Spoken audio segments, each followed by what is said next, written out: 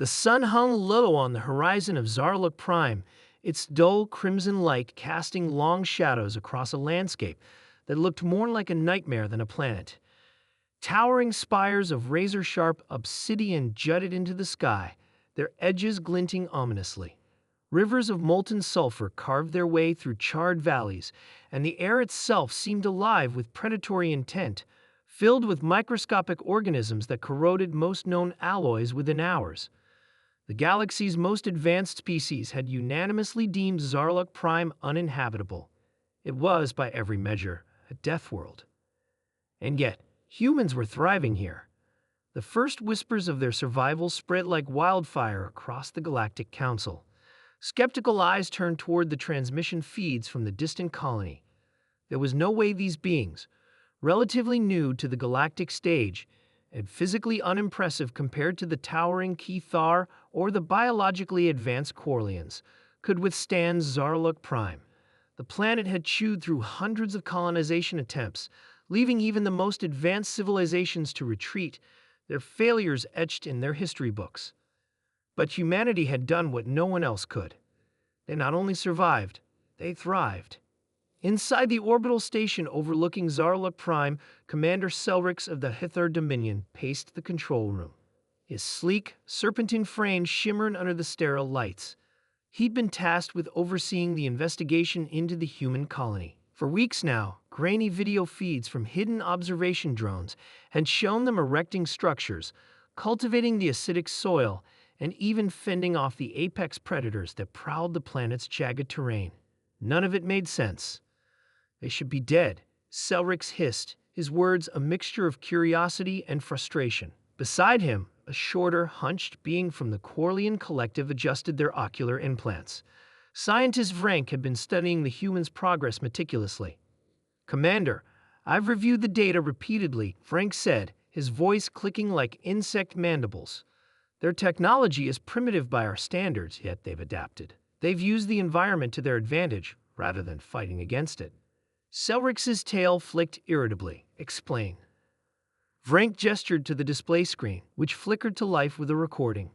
A group of humans, clad in rugged suits, stood around a crater, a geyser of molten sulfur erupting dangerously close. Instead of retreating, they used heat-resistant drones to channel the sulfur into carved reservoirs. Minutes later, the humans cheered as they tapped into the cooled sulfur, transforming it into sturdy construction materials. "They harness the planet's hostility," Vrank said. "They don't attempt to tame Zarluk Prime. They become part of it." On the surface, Captain Mara Lewis surveyed the latest addition to the colony's defenses.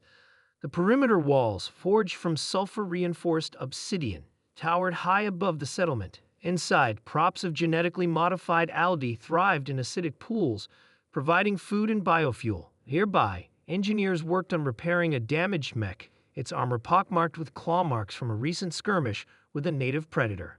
Mara wiped sweat from her brow and turned to her second-in-command, Lieutenant Hassan. "How's the power grid holding up?" she asked. "Stable, Captain. The geothermal taps are running at 80% efficiency," Hassan replied. "But we'll need more reserves before the next storm cycle hits." "Then let's get it done," Mara said, her voice firm. "We didn't come here to fail." It had been 2 years since the first human colony ship landed on Zarluk Prime. Their arrival had been a gamble, a desperate attempt to find a new home after Earth's resources had been pushed to their limits. The galaxy's more established species had laughed at their naivety. They weren't laughing now. Human ingenuity, born from centuries of surviving Earth's own harsh environments, had turned them into masters of adaptation. They'd faced hurricanes, earthquakes, and pandemics.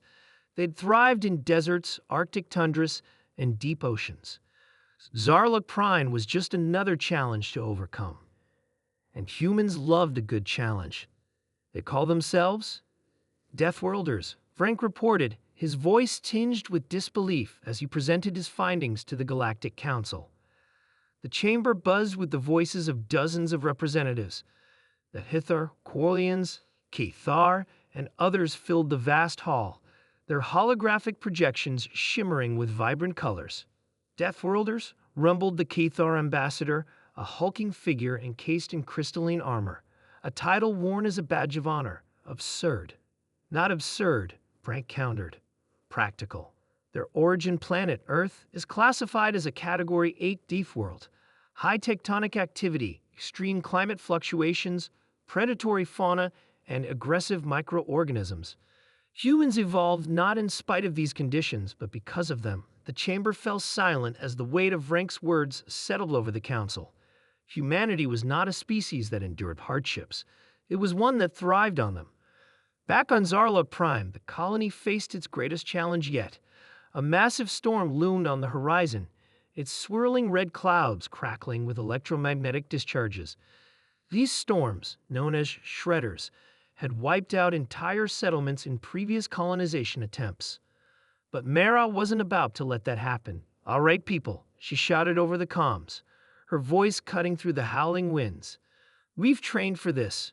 We've planned for this. Let's show this planet what humans are made of."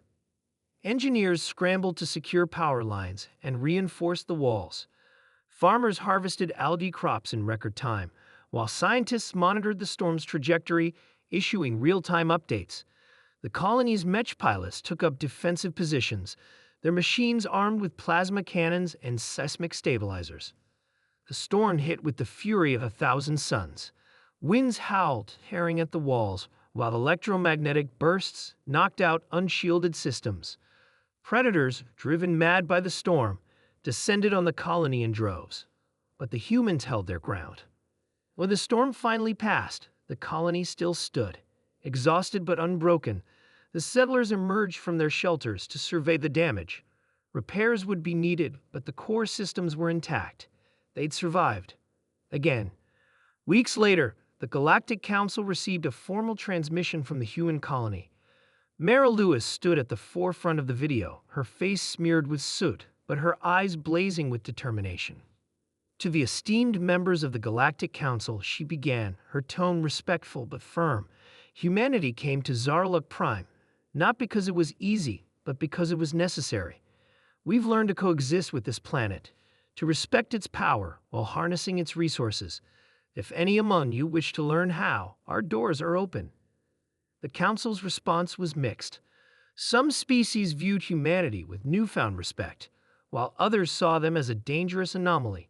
But one thing was certain, humans had changed the narrative.